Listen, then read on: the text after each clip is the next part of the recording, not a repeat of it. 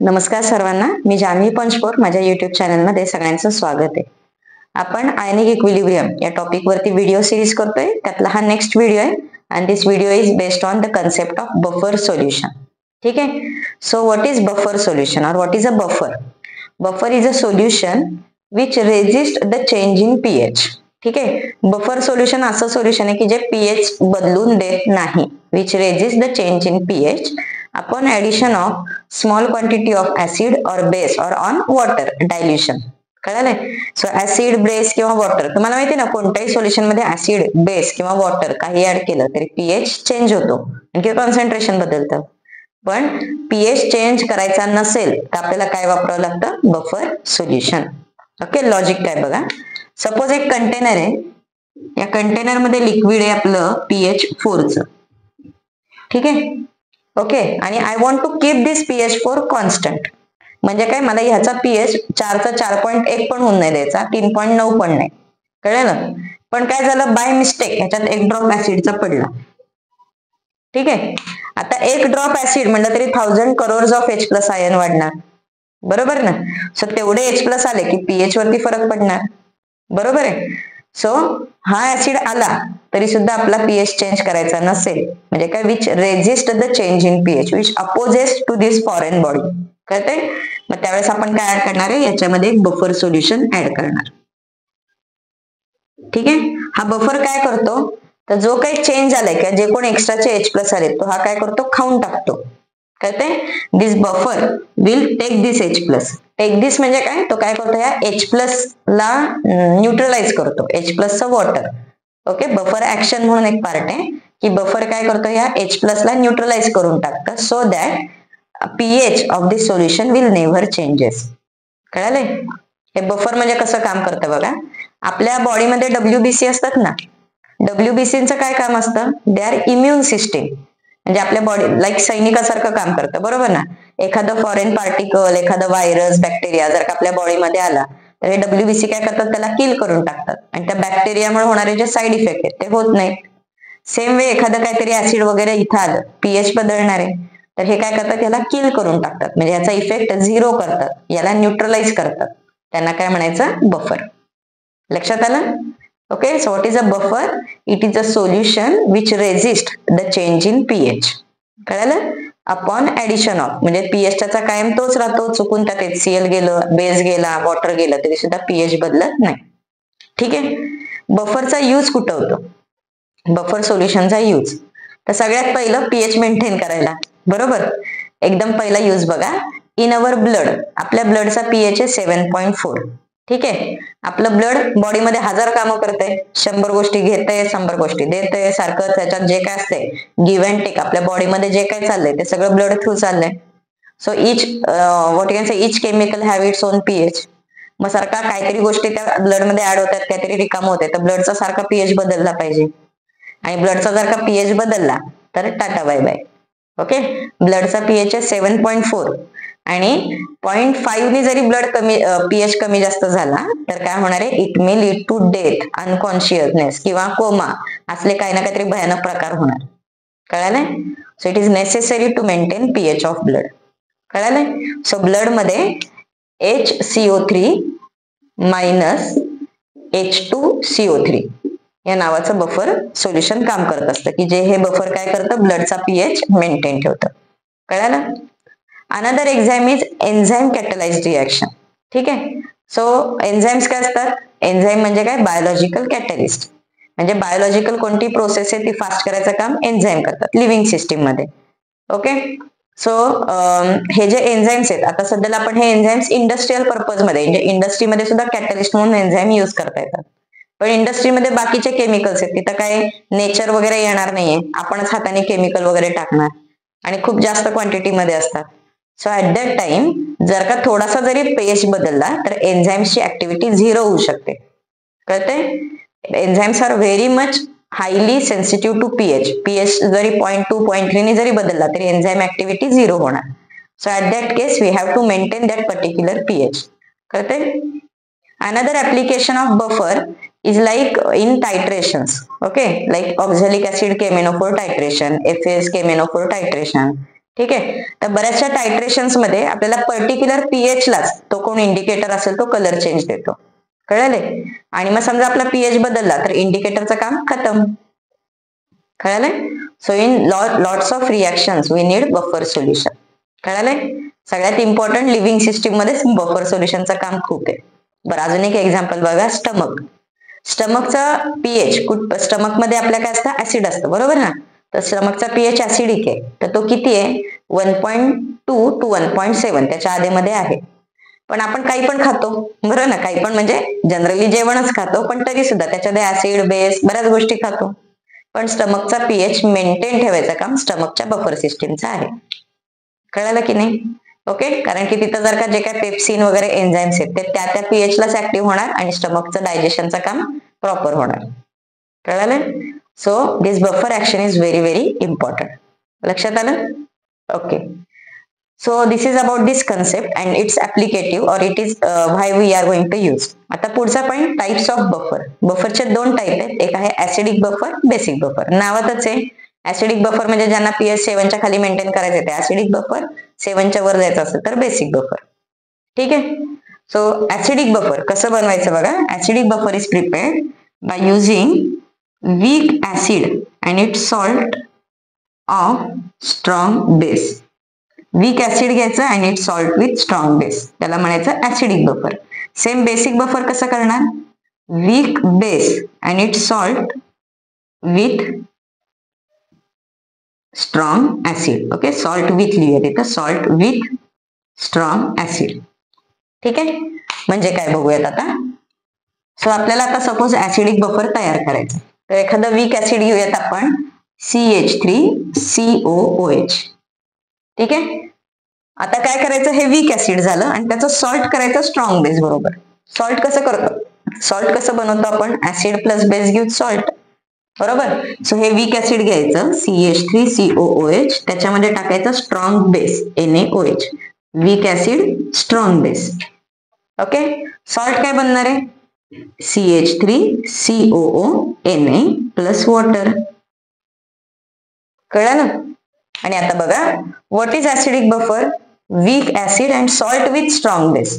Weak acid घेतलं plus काय घ्यायचंय त्याचं, सॉल्ट, CH3COONA. लक्षात आलं. So this is our first example of acidic buffer. कसं केलं कळालं. आधी वीक ऍसिड लिहायचं, मग स्ट्रॉंग बेस बरोबर सॉल्ट बनवायचं आणि ते सॉल्ट त्याच्या शेजारी लिहायचं. कळालं. ऍसिड प्लस बेस नाही. Is it okay. चलो, now we'll take one more example. Suppose the weak acid is HCN. ठीक आहे. आणि आता स्ट्रॉंग बेस घेऊयात आपण KOH. सो HCN काय झालं, वीक ऍसिड, आणि स्ट्रॉंग बेस KOH. तर सॉल्ट काय होणार आहे, KCN, बरोबर ना. K आणि CN हे झालं सॉल्ट. तर HCN प्लस KCN. कळालं. So weak acid and its salt with strong base. So these are the examples of acidic buffer. अजून एक एक्झाम्पल बघूया. Phthalic acid, PHTHA, phthalic acid. Okay. Phthalic acid कसं काढायचं, benzene ring आणि त्याला 2 COOH. Okay. So 2 H plus आहे, dibasic acid आहे. ठीक आहे. हे थॅलिक ऍसिड झालं आणि आता स्ट्रॉंग बेस घेऊयात NaOH. ओके. सो हा Na काय करणार, दोन्हीपैकी कुठल्या तरी एका हायड्रोजन कडे जाणार. So what is your product, COONA आणि COOH. कळालं. एकच आपण हायड्रोजन रिप्लेस केलाय, एक तसंच ठेवलंय. तर एक हायड्रोजन आहे, एक नाहीये. सो नाव काय येतं बघा, sodium hydrogen phthalate. Sodium hydrogen phthalate. Okay. याचं नाव काय येणार आहे, sodium hydrogen phthalate. Okay. Spelling बघा, PHTHALATE. ओके. आता अजून एक गंमत बघा. Next example. Suppose if you start with this material COONA COOH आणि आता याच्यात परत एक NaOH टाकला, काय होईल रे, काय होणार आहे, अजून एक H आहे तो रिप्लेस होईल. COONA COONA. कळाले?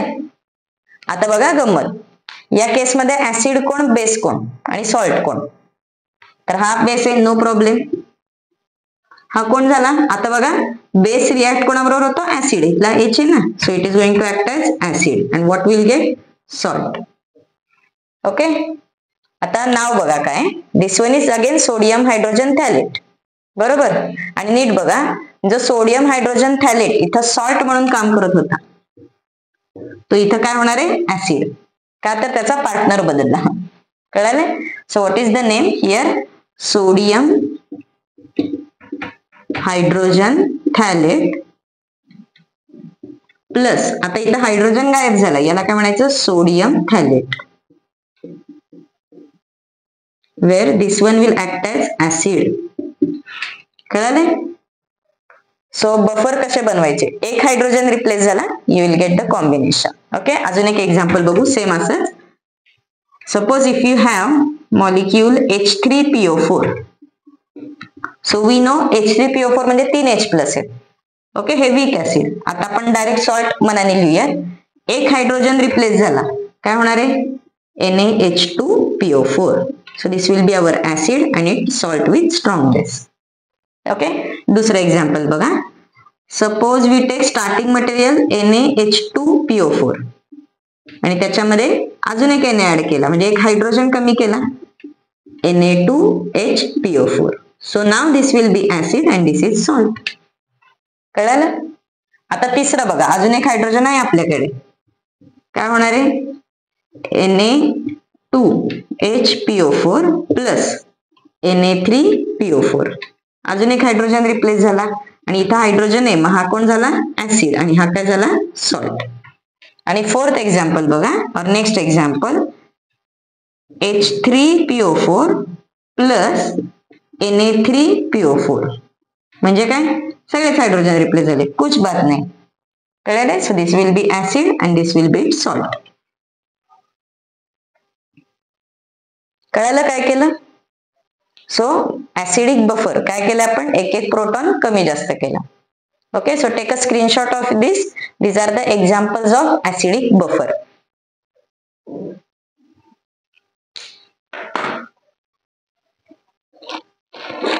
चला आता पुढे जाऊया. Now will take examples of basic buffer. So basic buffer means what? It is a weak base and it salt with strong acid. So weak base we'll take example of NaOH, sorry, NH4OH. बरोबर ना, ammonium hydroxide is weak base.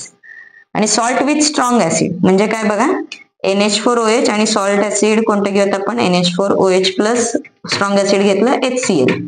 त्याचं salt काय होणार आहे? NH4Cl. NH4OH plus NH4Cl. कळालं? So this is our basic buffer. हा कोण आहे आपला? वीक बेस आणि त्याचं salt with strong acid. Okay. अजून स्ट्रॉंग ऍसिड कोणतं घेऊयात? H2SO4. H2SO4 बरोबर कसं होणार आहे बघा, NH4OH H2 दोन हायड्रोजन आहेत, बरोबर. सो काय तयार होणार आहे बघा, NH4 twice SO4. So weak base and salt with strong acid. So in this way you will get formation of basic buffer. कळालं? Okay. Now third way of preparation of buffer is use aqueous solution of salt of weak acid weak base. ठीक आहे. म्हणजे काय बघूया. Weak acid weak base salt, direct आपण salt कोणतं घेतलं? Weak acid weak base.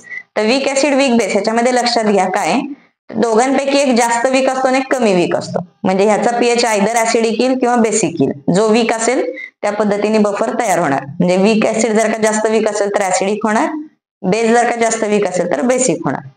काय व्हायचं ते होऊ दे. कन्सेप्ट काय बघा, if you use aqueous solution of WaWb, तर वीक ऍसिड किंवा weak base, Lowry Bronsted theory काय सांगतं बघा, conjugate acid of weak base is strong, conjugate base of weak acid is strong. बरोबर ना. म्हणजे समजा वीक ऍसिड आपलं जास्त ऍसिडिक असेल तर त्याचा कॉन्जुगेट बेस स्ट्रॉंग असणार, म्हणजे स्ट्रॉंग बरोबर आपलं काय होणार आहे? सॉल्ट करता येणार. बरोबर. सिमिलरली बेस जर का जास्त वीक असेल तर त्याचा कॉन्जुगेट ऍसिड स्ट्रॉंग असणार. And finally will get this combination. कळलं? So here is also one way to prepare buffer solution. ठीक आहे. सो कळालेत examples, acidic buffer, basic buffer. Done. चलो, सो आपलं बफर सोल्युशन झाले. आता पुढं काय करायचंय? नाही, अजून एक एक्झाम्पल घेऊयात बफर सोल्युशन. ओके, एक एक्झाम्पल बघा. CH3COOH plus NaOH. Okay, I want to get some combination. So if I have CH3COH and NaOH in excess, or CH3COOH in excess and NaOH limited. Okay, this is first option, this is second option. The question is, which of the following combination is buffer? Which of the following combination is buffer? ठीक आहे. आता बघा, या केसमध्ये पहिली गोष्ट हे acid आहेत आणि हे बेस आहेत. बफरचं हे काय लॉजिक आहे? सॉल्ट पाहिजे. त्या ऍसिड प्लस बेस बफरच नाहीत. ठीक आहे. So they are not buffer. कधी? If you have combination CH3COOH plus NaOH equimolar. Equimolar म्हणजे काय? Same molarity, same concentration. दोघांचं कॉन्सन्ट्रेशन सेम असेल तर काय होणार आहे? दोघं एकमेकांबरोबर सॉल्ट बनवणार, एक्स्ट्रा कोणीच राहणार नाही. त्यामुळे त्यांना काय बफर म्हणायचं नाही. आता या केसमध्ये बघा, पहिलं example CH3COOH plus NaOH. Product काय बनतं आपलं? CH3COONA plus water. बरोबर. नाव in this case NaOH excess मध्ये, म्हणजे सपोज हा 1 असेल तर हा सपोज 10 टाइम्स आहे स्टॉइशियोमेट्री वाला. ठीक आहे. स्ट्रॉंग आहे त्याच्यामुळे कंटिन्युअस होणार. So at T is equal to 0 you will get this reaction. And after some time T what will happen? This COH will completely संपून जाणार. हा 10 चा काय होणार? 9. आणि हा जो आधी 0 होता तो काय होणार? 1. यातला एक आणि यातला एक संपला आणि एक CH3CONA तयार झाला. बरोबर आहे. So now what is remaining in solution? आपल्या कंटेनर मध्ये काय काय राहिलंय बघा. मी 1 मोल CH3COH घेतलेलं, 10 mol NaOH टाकलं, मिक्स केलं. मिक्स केल्यानंतर काय झालं? CH3COH संपलं, NaOH 9 आहे आणि सॉल्ट 1 आहे. So I have a mixture of strong base and it salt with weak acid. बरोबर ना? स्ट्रॉंग बेस आणि त्याचं सॉल्ट कुणाबरोबर आहे? Weak acid. मग याला आपण बफर म्हणणार का? नाही, उलट झालं ना. कळलं? So this is not buffer solution. चलो, now will take second example. CH3COOH plus NaOH. Again reaction will same. CH3COONA plus water. And now if this one is in excess, म्हणजे हे 10 आहे आणि हा 1 आहे. So initially हे दोन्ही 0 0. At some time what will happen? हा 1 चा होणार 0, हा 10 चा होणार 9 आणि हा होणार 1. बरोबर. And now what is the scene? Solution मध्ये काय दिसणार आहे आपल्याला? वी हॅव वीक ऍसिड आणि काय राहणार आहे? Salt with strong base. बरोबर. And now this is our buffer solution. कळालं? एक्झाम्पल लक्षात आलं कसं सॉल्व्ह करायचं? कोण एक्सेस घेतलं की बफर तयार होतो. सो शॉर्टकट काय? जो वीक आहे त्याला एक्सेस घेतलं की ते बफर तयार झालं. Okay, so this is about acidic and basic buffer. Now we'll go for its formula. So formula is very simple. Acidic buffer gives acid and basic buffer gives base. Acidic buffer gives H plus. बरोबर. Basic buffer gives OH minus. Acidic buffer will give pH and basic buffer will give POH. कळालं? So pH formula काय? pH is equal to pKa plus log of concentration of salt upon concentration of acid. And what is basic buffer? It is pKb plus log of concentration of salt upon concentration of base. Okay, this equation is given by scientist Henderson. ठीक है, it is called as Henderson equation. कळालं? So simple equation आहे. PH पीके वगैरे काय काय values तुम्हाला वेगवेगळे concentration देतील, पीएच कॅल्क्युलेट करायचा आहे. Okay. Now next thing log वरनं बघा, समजा दोन्ही कॉन्सन्ट्रेशन सेम झाले. If concentration of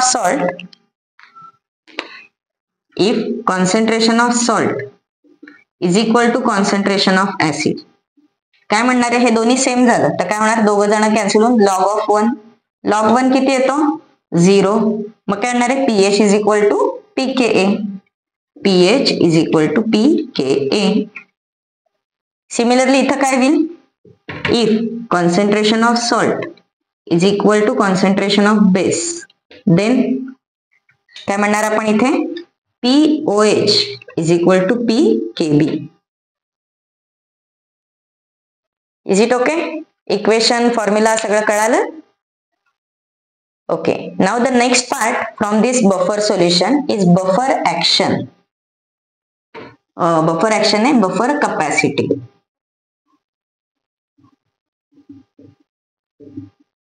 okay, buffer capacity. Buffer capacity म्हणजे काय, मगाचा कन्सेप्ट काय होता, आपल्याकडे सोल्युशन आहे त्याच्यामध्ये आपण हा बफर टाकलाय आणि HCl NaOH कुठला तरी ऍसिड बेस आपण ऍड करतोय. तर ते ऍड केलं की हा काय करतोय, त्यांना खाऊन टाकतोय, म्हणजे त्यांच्याबरोबर तो लढतोय. ठीक आहे, मग याची काहीतरी कपॅसिटी असेल ना. जर का भातकन तुम्ही भरपूर ऍसिड ओतलं तर काय होईल याचा, कळतंय ना. सो भरपूर ऍसिड ओतलं तर बफरची वाट लागेल, बरोबर ना. इट्स लाईक की आपल्या बॉडीमध्ये WBC आहे, पण तुम्ही खूपच वेडं वाकडं काहीतरी खाल्लं किंवा खूपच जास्त ड्रास्टिक एन्व्हायरमेंट मध्ये चेंज झाला तर कंपल्सरी डॉक्टर काका जिंदाबाद, बरोबर ना. म्हणजे इथली बफर ऍक्शन आपल्या WBC ची जशी ऍक्शन आहे ती काय होणार आहे, कोलॅप्स होणार. So it is called as buffer quality. Okay, मग हाय क्वालिटी बफर कोणते, की ज्याचा pH खूप जास्त वेळ किंवा भरपूर ऍसिड आला तरी pH बदलत नाही. कळालं? So how this buffer quality is calculated, it is given as symbol phi is equal to moles of or number of moles of acid or base added per liter of buffer. Okay, buffer solution 1 litre घ्यायचं, त्याच्यामध्ये किती मोल acid base टाकले, divided by change in pH. Okay, buffer मध्ये किती तुम्ही acid आणि base add केले divide by change in pH. Like suppose तुम्ही 5 मोल्स ऑफ ऍसिड ऍड केले इन 2 लिटर बफर, तर पर लिटर आधी काढायचं आणि त्याच्यामध्ये किती pH चेंज झालाय ते दिलेलं असतं, त्याने ते सॉल्व्ह करायचं. कळालंय? And yes, the point is buffer action और बफर कपॅसिटी